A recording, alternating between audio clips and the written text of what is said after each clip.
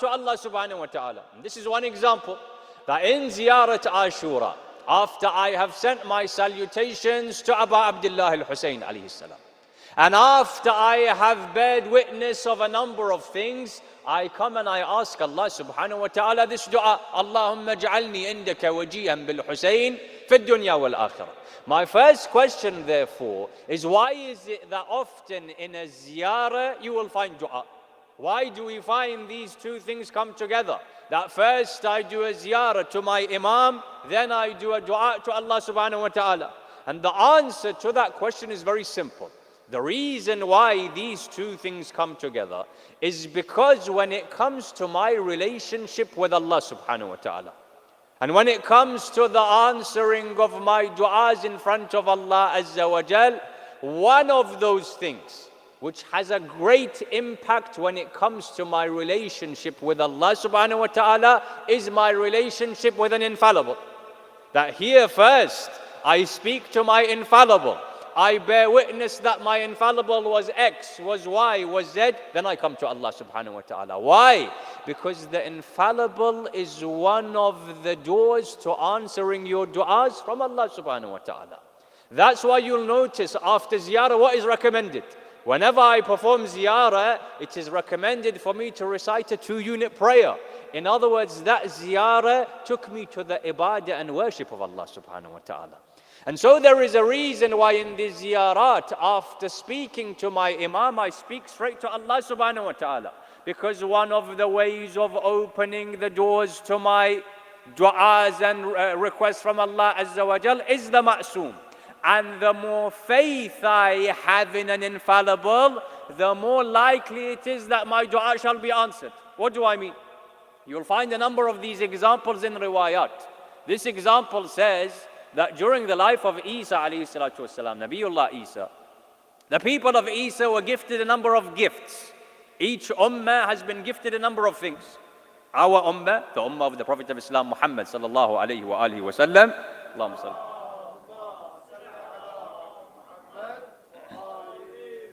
Please recite another salawat. Allahumma salli ala Muhammad wa ala. Our ummah was given a number of things. Each nation was gifted something. One of the gifts of the nation of Isa alayhi salatu wasalam in the narrations is that if they would do dua for 40 days and 40 nights consecutively, after 40 nights, Allah subhanahu wa ta'ala would answer their dua. And we're told in the riwayat that there was no one that didn't do this except that their dua was answered. However, the narrations say there was one person.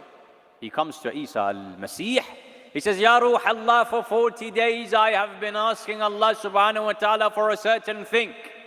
And Allah subhanahu wa ta'ala hasn't answered my dua. The promise of Allah is 40 days and it will be answered. So Isa alayhi salatu wasalam says, let me ask my Lord and see why he hasn't answered your dua. So Isa salamullah alayhi prays and does ibadah.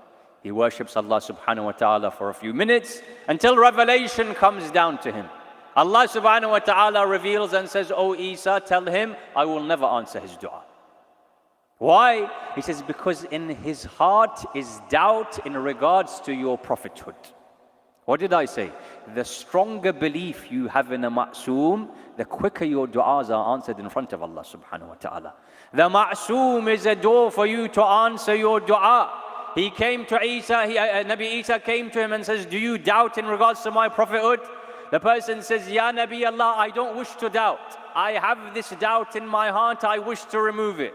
Nabi Isa says, first pray to Allah to remove that doubt from your heart, then see if your dua is answered. And so the reason why a ziyarah often has dua to Allah subhanahu wa ta'ala is this, that when I reaffirm my faith to that infallible, and in this case Abu Abdullah al-Hussein alayhi salatu wassalam, suddenly doors are opened for istijabatul dua. Which is why the ziyarah often starts with salutations, but then ends with a dua and supplication. And so this is why the Holy Imam mentions this dua in Ziyarat Ashura. The second question that comes is, I said, what is that thing that the Imam asks for? The Holy Imam says, Allahumma ja'alni indaka wajihan. Oh Allah, make me wajih. What is the meaning of this term wajih and what is being referred to? If you look at this term in the Arabic language, we're told wajih comes from the word wajh. And most of you know that the word wajh in Arabic refers to the face.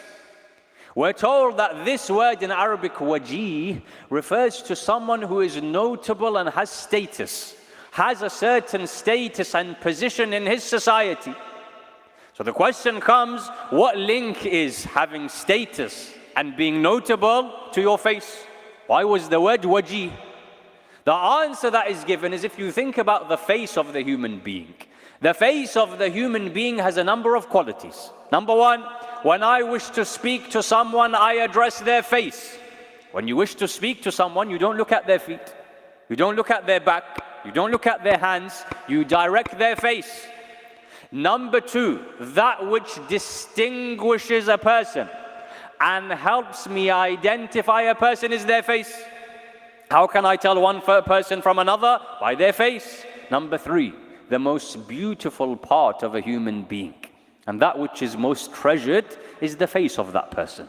If these things have been understood, we understand why someone who has a notable status and position in Arabic was called wajih. Because I said you address your speech to the face.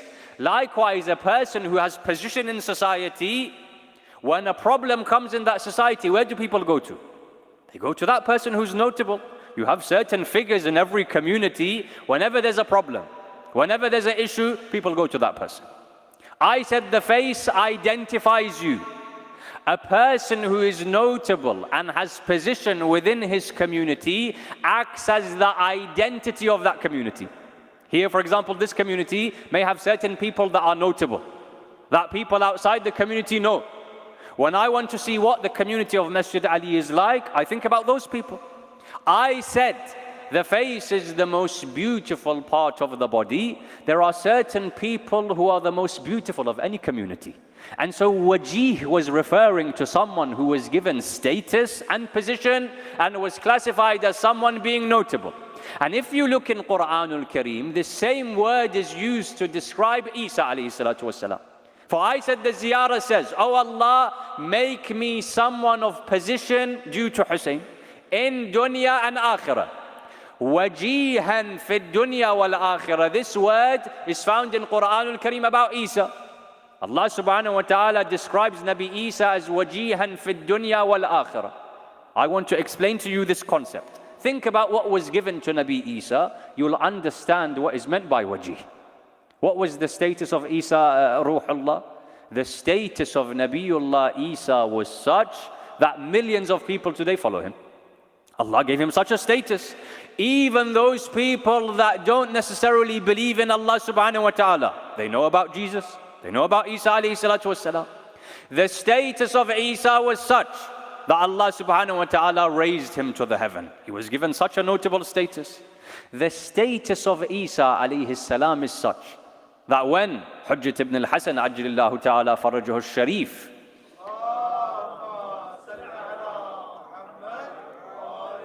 his dhuhur takes place, Allah subhanahu wa ta'ala gave so much respect to Isa alayhi salam that he brings him back and he prays behind the 12th Imam. So this is what we mean by status and position in front of the people. And so we understood that in this dua, we're asking Allah subhanahu wa ta'ala to give us a notable status in this world and the next due to Imam Hussain salamullah alayh. If these two questions have been understood, my third question, before we come to this concept of wajaha, is it good for me to ask for position and status? Today, if I ask any of you, should you be asking Allah subhanahu wa ta'ala to be notable? Should you be asking Allah subhanahu wa ta'ala for a position in your community and society? Most of you would say no. It's not good for me to ask to be famous, to ask to be well known, to ask to have a position. Scholars say there are different types of people when it comes to asking for position and status. Sometimes it is a good thing to do so, sometimes it's negative. Sometimes a person wishes to have status in his community due to his own or her own ego. I wish for people to know me. I wish for people to respect me, i.e., I wish to serve myself. Sometimes a person wishes to have status so that they can have money. Sometimes the reason behind me asking Allah subhanahu wa ta'ala for status and to be notable is to serve myself.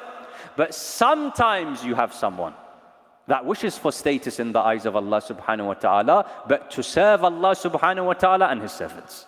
And you'll find this in Quran al-Kareem.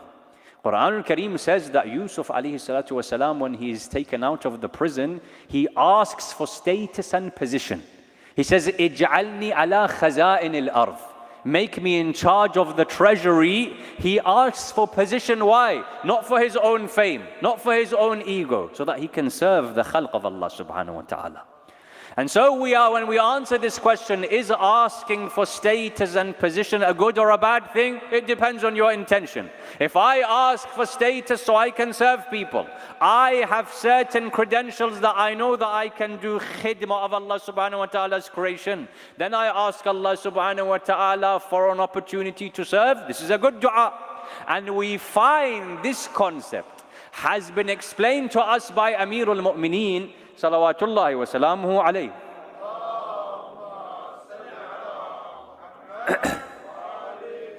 For we're told that when Amirul Mu'mineen salamullah alayhi leaves for the battle of Jamal, and the fitna of Jamal has taken place, he's in the outskirts of Medina. We're told he's with thousands of his soldiers. He's in the outskirts of Medina. The narration says that Amirul Mu'mineen is sitting in his private room and he's repairing his shoes. A leader of thousands of Muslimin has one pair of old shoes. He's in the outskirts of Medina getting ready to go towards Basra, and he's patching his shoes. Where have you seen a leader like this? He says, as the Imam is patching his shoes, Ibn Abbas enters. Ibn Abbas sees Amir al-Mu'mineen sitting on the ground and he's sewing his shoes, and he's shocked. He says, Ya Abul Hasan, it is more need for you to fix the community and the ummah than for you to fix your shoes. He's shocked. Amir al-Mu'mineen is doing this when there's such a fitna going on. Talha and Zubayr are ready to fight. So the Imam doesn't say anything. He finishes patching his shoes and he puts them to the side and he says, Oh Ibn Abbas, tell me, how much is the worth of these shoes? What is the price of these shoes? He says, Ya Abul Hasan, if you want me to be honest, they have no qeemah, they have no value. No one would buy these shoes. They're tattered, they're old. He says, no. If someone was to put a price on these shoes, what is their price? He said, maybe less than 1 dirham. Amir al-Mu'mineen then comes. He explains to us, position is only good when you serve Allah subhanahu wa ta'ala with position. Amir al-Mu'mineen comes and says, if I was a leader over you, and I was unable to establish haqq and remove batil, that position in my eyes doesn't even have the worth of these shoes and that 1 dirham. The fact that I'm a leader, I'm here to remove batil and bring haqq, this is the only value that leadership that you have given me, that khilafah that you have given me, the only value it has is if I'm able to bring haqq and remove batil. And so we answer the third question, position. If I wish to have a status to serve Allah subhanahu wa ta'ala, this is a good thing. If I wish to serve myself, this is something negative. If all of these discussions have been understood, the fourth question then that arises is this wajaha that we are asking from Allah subhanahu wa ta'ala. Oh Allah, make me wajih. Oh Allah, make me notable and give me status in this dunya and akhirah. Before I come to analyze what this status is, what are the different types of wajaha? If you stay with me, we will be able to understand what is it that Allah subhanahu wa ta'ala gives me and you through Hussein. So what are the different types of status and position that a person has in this world? The scholars came and said that position and status that we find in the world today sometimes is classified as i'tibari, sometimes is classified as ilahi. What does this mean? Position and status and nobility, that is i'tibari, is that which the human being has given one human being to another. Meaning what? Meaning in our societies, often we give status and position to certain people. When do we give status and position? Sometimes we give status and position to people based on their job. So there's a person, for example, is a politician. This is their job. I give them position and status in my community or society.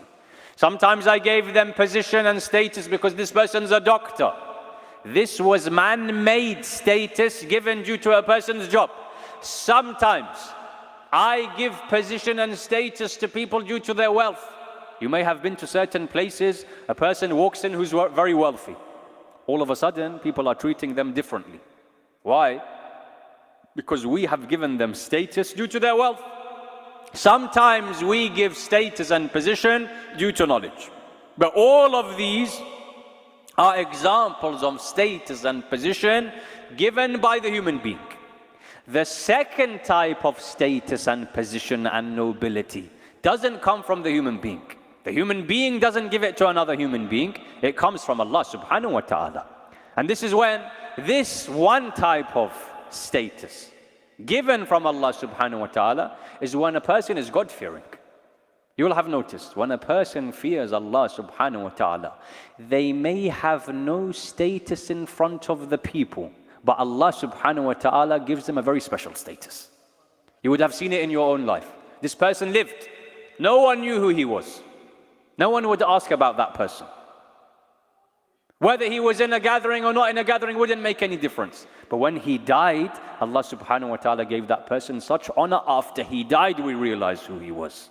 This is called al-wajahatul ilahiyya, where Allah says, I give status.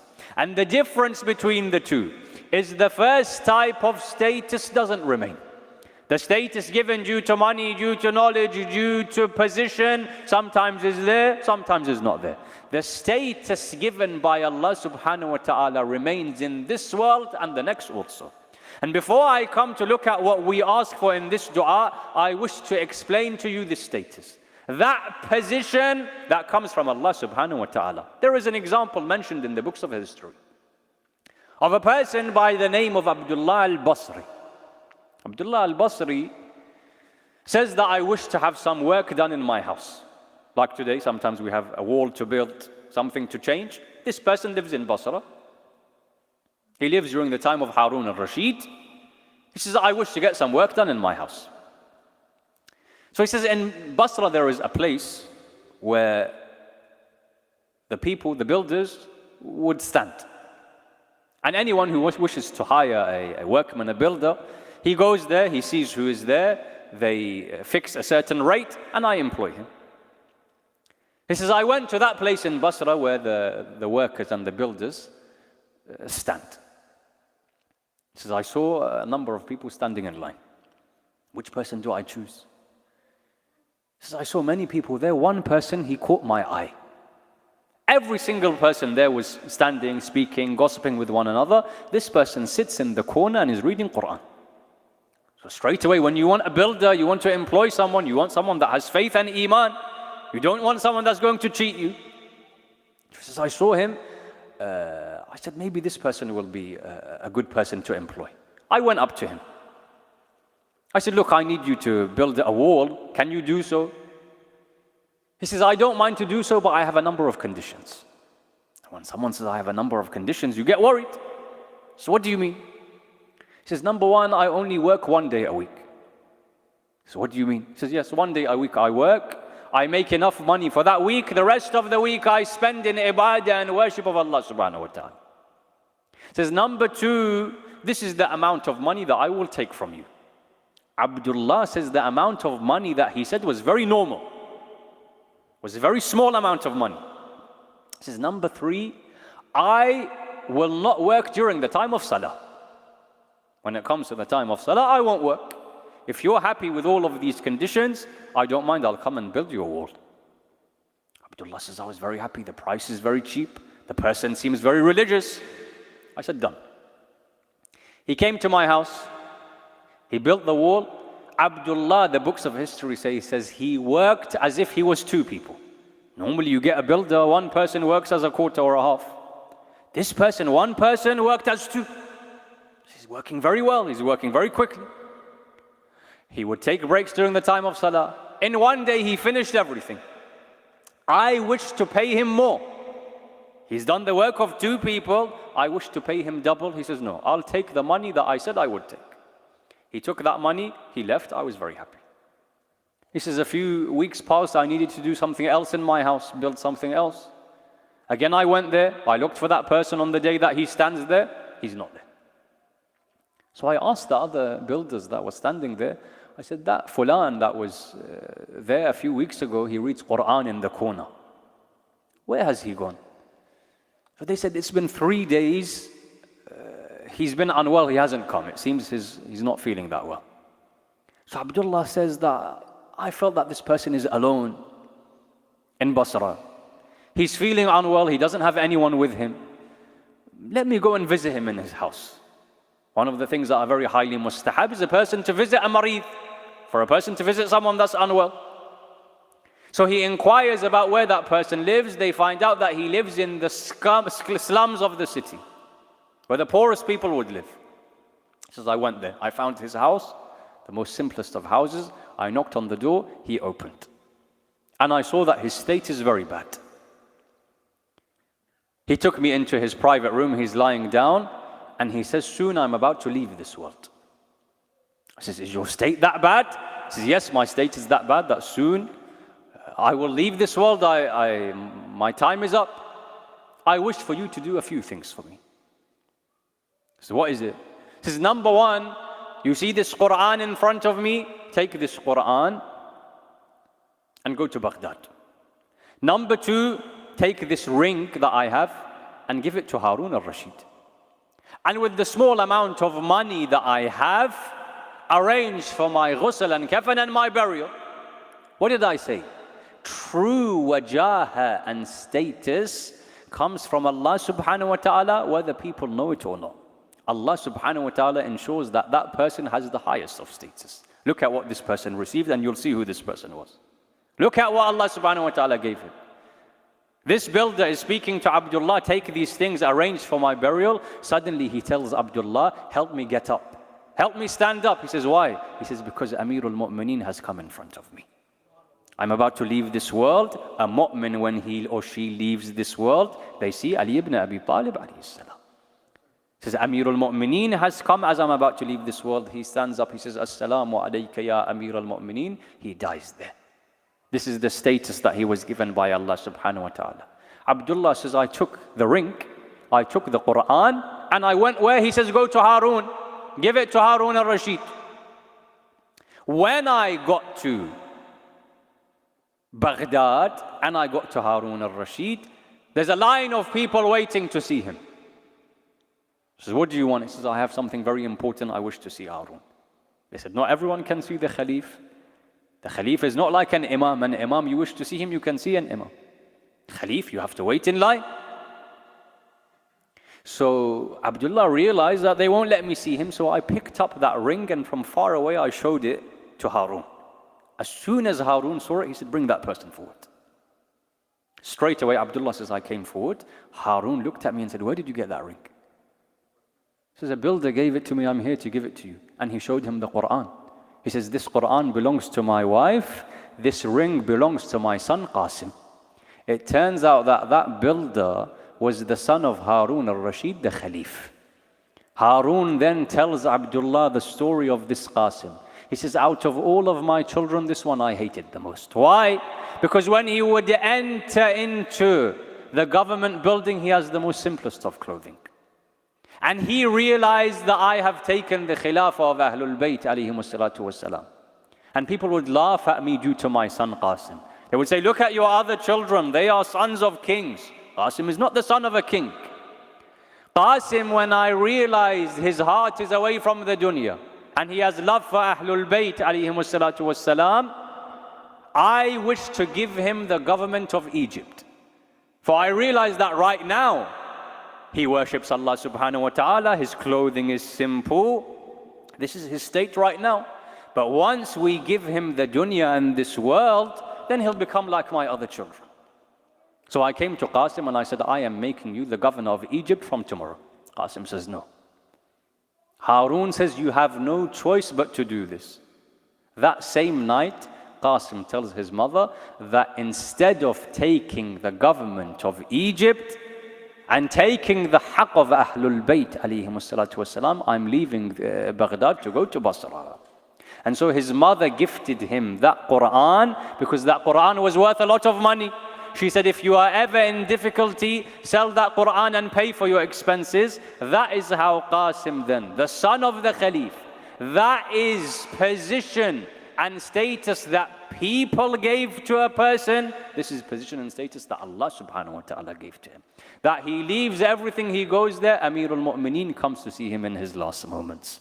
And so when we look at the different types of wajaha and the different types of status, there is that which comes from the people, that which comes from Allah subhanahu wa ta'ala. But that which comes from Allah subhanahu wa ta'ala is also two types.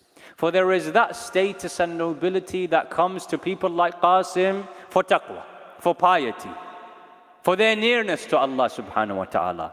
And then there is a very specific, special status given by Allah subhanahu wa ta'ala known as al-wajahatul Husayniyah. This is status given to a servant different to the status given due to my taqwa. In this line I say, Allahumma ja'alni indaka wajihan bil Husayn. Oh Allah, give me status due to Husayn. What is that status? What is that position? This is different to the status of a muttaqi, of a mu'min. This is a very specific status given to certain servants. Scholars analyze this status in different ways. I wish to give you some opinions.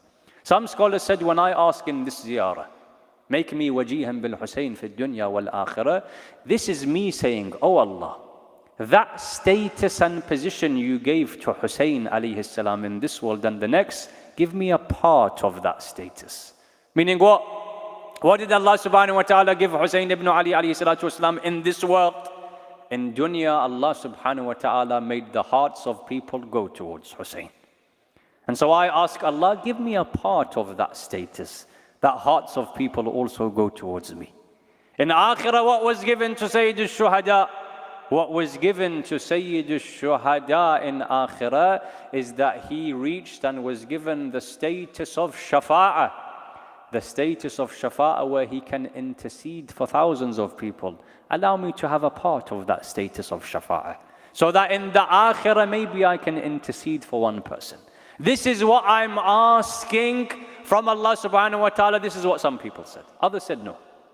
We weren't asking for part of the status of Sayyid al-Shuhada. We were saying, if you look in the books of history, there is one secret to gaining al-wajahatul Husayniyya, the lofty status due to Aba Abdullah al-Husayn, and that is if you do khidmah and serve Aba Abdullah al-Husayn. In this line we were saying, oh Allah, give me that status that a servant of Sayyid al-Shuhada receives in this world and the Akhirah. For when you look at those that stood by Aba Abdullah al-Husayn alayhi salam, they may not have had status in the eyes of the people of this world. They didn't have wajahatul i'tibariyah. But look at the status that Allah subhanahu wa ta'ala gave them due to their service of Husayn alayhi salam. For when you look in the books of history, you find those Shuhada and Ansar that stood with Aba Abdullah al-Husayn on that day, we don't even know their names. And the Arabs, it's not normal for someone to not know another person's genealogy, their name, their family. But there were certain people that stood there alongside Sayyid al-Shuhada. People didn't know their name. People didn't know where they were from. All they knew is that this is Ansar al-Husayn alayhi salam. One of those people, the books of Maqtal describe him as Al-Ghulam al-Turki. A young boy who was Turkey, from the Turk area. They don't know his name. This person goes to the battlefield. He defends Aba Abdullah al-Husayn alayhi salatu wasalam until he falls on the ground. When he falls on the ground, Sayyid al-Shuhada rushes to him. The books of Maqtal say Husayn places his cheeks on the cheeks of this person. And as this person is leaving this world, he says, what status did I reach due to Husayn alayhi salam? People don't know me. The people of this world haven't given me status. But the cheeks of the son of Zahra touch my cheeks. This is wajahatul Husayniyya. And so on this first night of Muharram al-Haram, if you can take any lesson, take the lesson of being a khadim and a servant of Sayyid al-Shuhada alayhi salatu wasalam. You have opportunity for 10 nights. Even the smallest of service for Abu Abdullah al-Hussein, Hussein doesn't forget those that serve him. Maybe you saw a cup that was left here after the majlis, you put it away. Maybe you directed someone towards the majlis. This is the khidmah of Abu Abdullah al-Hussein that we ask for. Wajihan bil-Hussein. Fid dunya wal-akhirah. And what wajaha did Allah subhanahu wa ta'ala give those people? What status did Allah subhanahu wa ta'ala give those people? But I say to that ghulam al-Turki, who says, when I fell on the ground, Hussein placed his cheeks on my cheeks. At least when you fell on the ground, you had someone to comfort you. Hussein was there to pick up your body, but the son of Zahra a few hours later, when he falls on the ground, no one is there to comfort Abu Abdullah al-Hussein. No one is there to place their cheeks on the cheeks of Hussein ibn Ali alayhi salatu wassalam. The books of Maqtal say a time comes that Zainab alayhi salatu wassalam sees Imam Hussain is asleep in Karbala. She sees that he is asleep. Suddenly he opens his eyes. He says, Inna lillahi wa inna ilayhi raji'un. Zainab goes to Abu Abdullah and says, Ya Hussein, what has happened? That you woke up reciting kalimatul istirja'?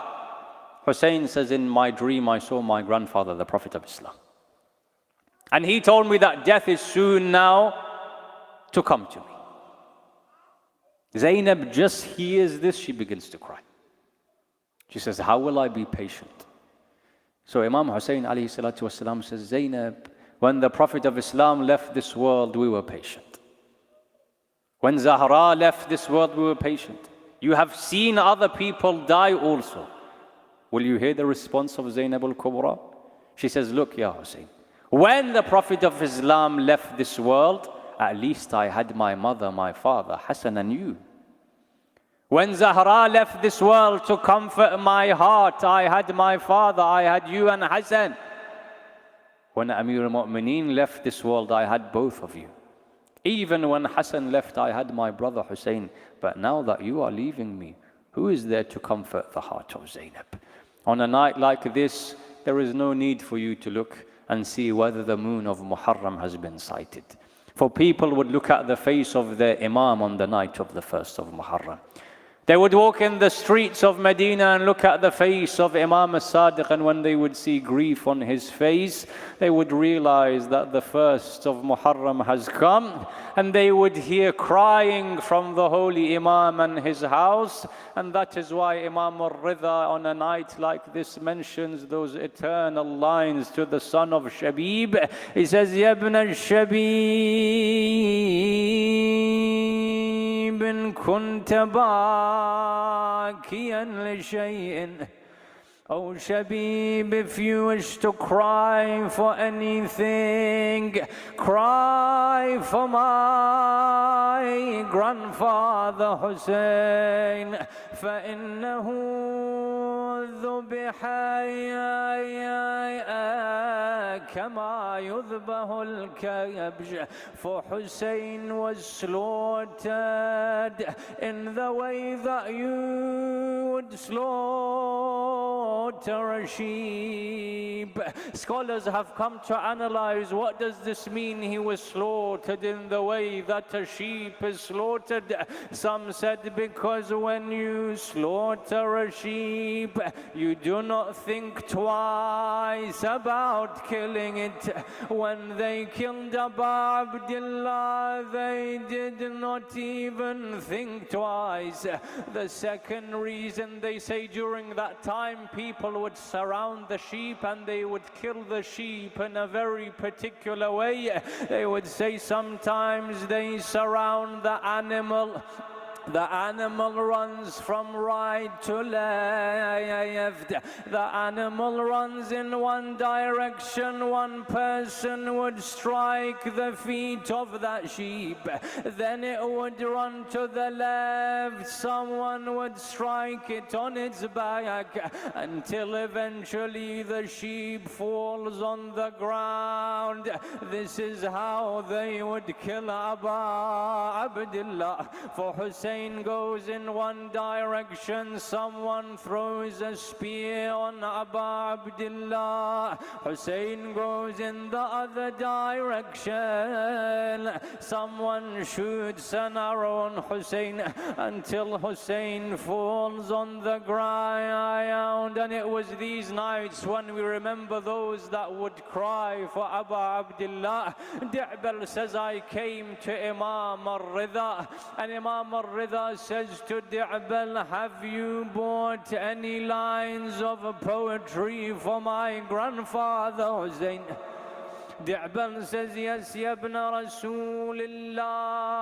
Imam arranges for a majlis. He brings a covering for his women on one side.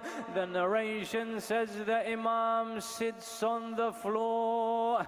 Di'bal would sit on the mimbar, and Di'bal would recite these lines: Madarisu ayatin khalat min tilawatin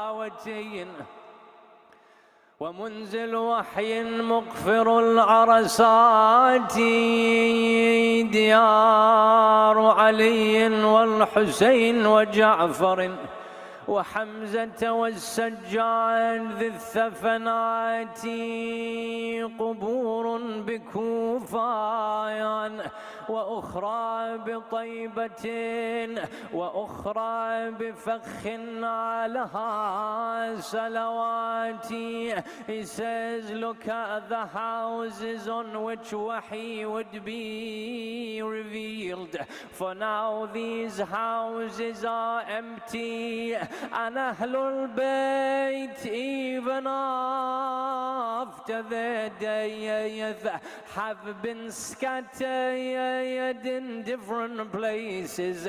For one is buried in Najaf, there are those buried in Medina, there is the one buried in Karbala, وقبر ببغداد لنفس زكية, and there is someone buried in Baghdad. Suddenly Imam al-Ridha says, oh Di'bal, can I mention something to complete your poetry? Di'bal says, yes, of course, ya ibn Rasulillah. Imam al-Ridha would say, وَقَبْرٌ بِطُوس, and there is one buried in Tus in Khurasan. Di'bal says, I know of the ones buried in Medina, and the one in Karbala, and the one in Najaf and Baghdad, but which of you are buried in Khurasan? Imam al-Ridha begins to mention how he will be killed and martyred. Suddenly one of the servants of the house comes running. He says, Ya ibn Rasulillah, stop mentioning how you will be killed. Imam al-Ridha says, why? They said, because the women were hearing your martyrdom from behind the curtain, and one of your sisters has fainted hearing about how you will be killed. I say, oh sister of Imam al-Ridha, you only heard how he would be killed and you fainted. Zainab saw Shimar sit on the chest of Abu Abdullah. What would be the status of Zainab? على لعنة الله على القوم الظالمين وسيعلم الذين ظلموا أي منقلب ينقلبون. إنا لله وإنا إليه راجعون. إلهي بالحسين الوجيه وجده وأبيه وأمه وأخيه والتسعة المعصومين من ذريته وبني اغفر لأوليائنا وكف عنا أعداءنا واشغله من أذانا وأظهر كلمة الحق واجعلها العليا وأجهذ كلمة الباطل واجعلها السفلى إنك على كل شيء قدير.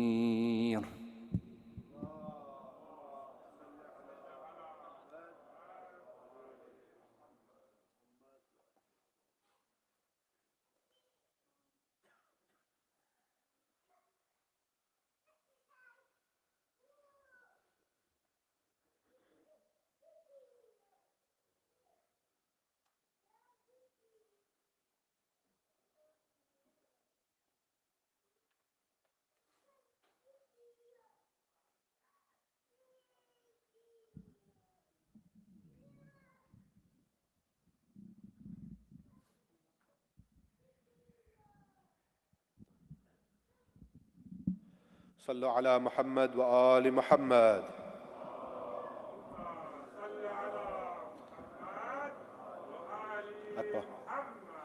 يا حسين يا حسين يا حسين يا حسين يا حسين يا حسين يا حسين يا حسين يا حسين يا حسين يا حسين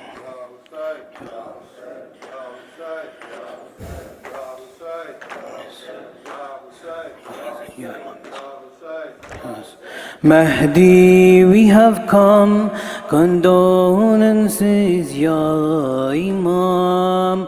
Mahdi, we have come, condolences, Ya Imam, Ya Imam. Mahdi, we have come, condolences, Ya Imam, Ya Imam. Mahdi, we have come, condolences, Ya Imam, Ya Imam. Mahdi, we have come, condolences, Ya Imam, Ya Imam.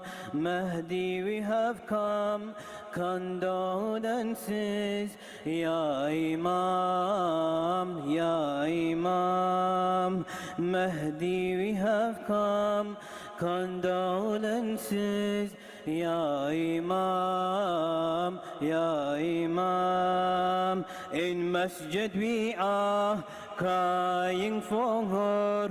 In Masjid we are crying for her.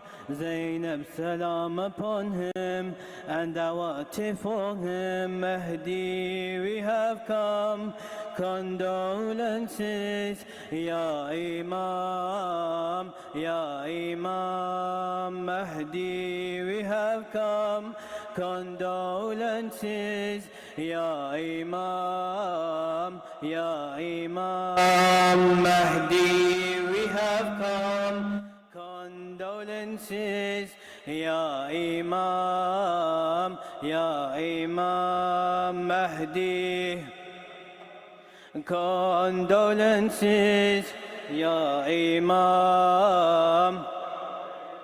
Mahdi, we have come, condolences, Ya Imam. Our chest we beat, for Hussein we grieve. Our chest we beat, for Hussein we grieve. Oh, naked body with no shout, our hearts bleed. Mahdi, we have come, condolences, Ya Imam, Ya Imam. Mahdi, we have come, condolences. Ya Imam Mahdi, we have come, condolences.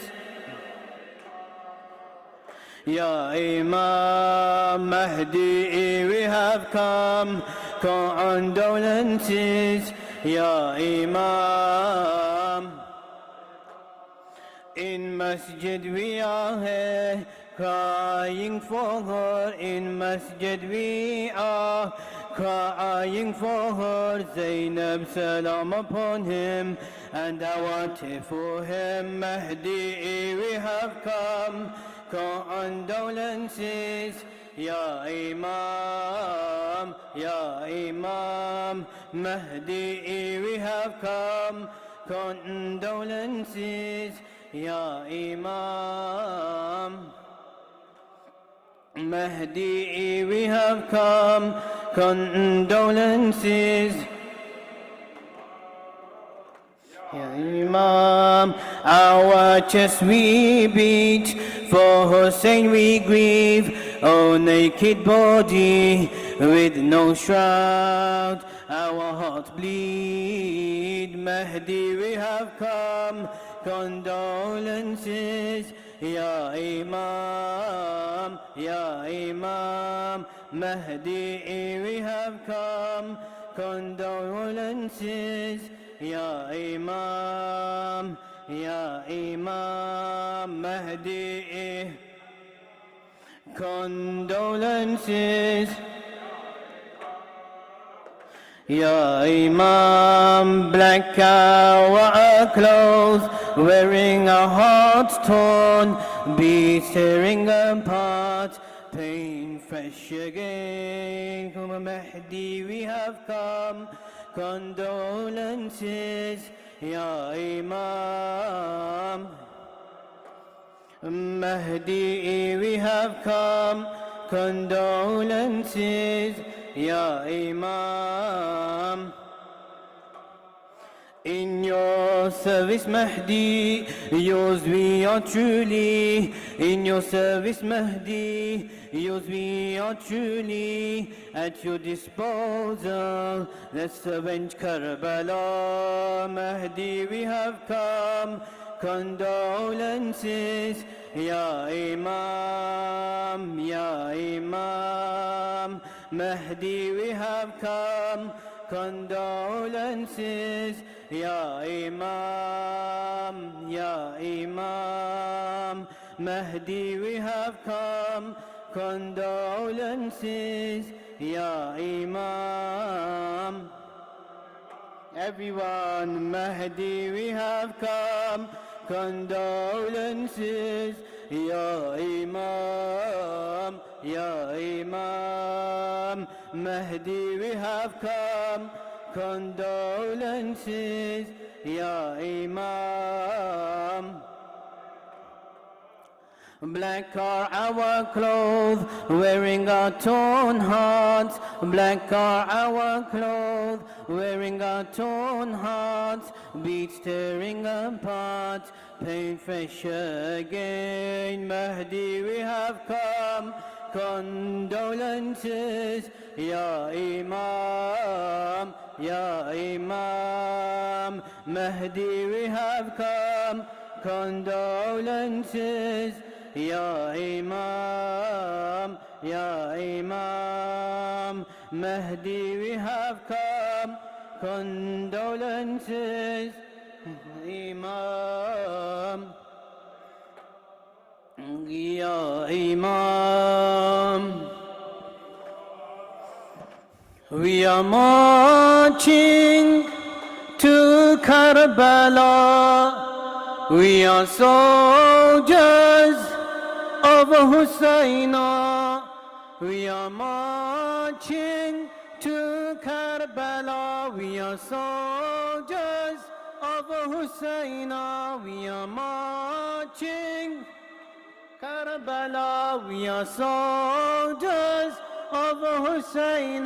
We are marching to Karbala. We are soldiers of Hussain. We are marching We are soldiers. We are marching to Karbala. We are soldiers of Hussain. We are marching to Karbala. We are soldiers of Hussain.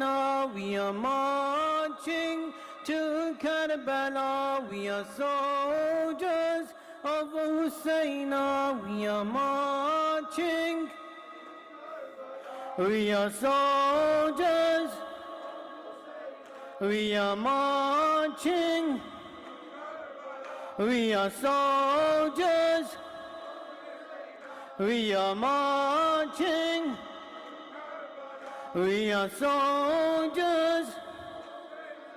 We are marching to Karbala. We are soldiers of Hussain. We are marching to Karbala. We are soldiers of Hussain. We are marching. We are soldiers. Our leader, Imam Zaman, our inspiration, Karbala. We are here to answer Hussain. We are marching to Karbala. We are soldiers. We are marching. We are soldiers. 1400 years and we're here, Abu Abdullah. We have no fear. Al-Min, you said there, lo and behold, we're here to answer. Said we're marching to Karbala. We are soldiers of Hussain. We are marching. We are we are marching. We are soldiers. We are marching. We are soldiers. We beat our chest, Ya Mawla. We cry tears for Sakina, who's asleep on the soil, innocent captive, sentenced forever. We are marching to Karbala. We are soldiers of Hussain. We are marching to Karbala. We are soldiers. We are marching. We are soldiers. We are marching. We are soldiers. We do die time after time. How cruel they were to us, God. There was no milk, but an arrow blood quenched his thirst forever. We are marching to Karbala. We are soldiers of Hussain. We are marching. We are soldiers. We are marching. We are soldiers. We have both two hands from the body. They are detached. They have remains from Euphrates. Still they have died thirsty. So we are marching to Karbala. We are soldiers. We are marching to Karbala. We are soldiers. We are marching to Karbala. We are soldiers. We are marching. We are soldiers. We came to see your Ali Akbar. We heard he looks like your grandfather, but all that remains an injured chest and a call to Najaf to help with your test. We are marching to Karbala, we are soldiers. Oh. We are marching, we are soldiers. We are marching, we are soldiers. We came to with handkerchiefs. We know Zainab is in need of this. There's no Akbar, nor is there Abbas, and they whip her until she falls to her knees. We are marching to Karbala. We are soldiers. We are marching. We are soldiers. We are marching. We are soldiers. We are marching to Karbala. We are soldiers of Hussain. We are marching to Karbala. We are soldiers of Hussain. We are marching. We are soldiers. We found out to whom these shreds belong. Scattered pieces cry out, Uncle, I'm all alone. Each piece calls out, that's sweet indeed. We are marching to Karbala. We are soldiers. We are marching. We are soldiers. We are marching. We are soldiers. صلوا على محمد وآل محمد صلوات الله. Muhammad وعجل فرجهم. Inshallah at 9 o'clock they are going to go do the flag raising ceremony outside the masjid. So you've got until now, until 9 to freshen up, maybe have a cup of tea or drink, and then after Maghribain, the Urdu program will start inshallah.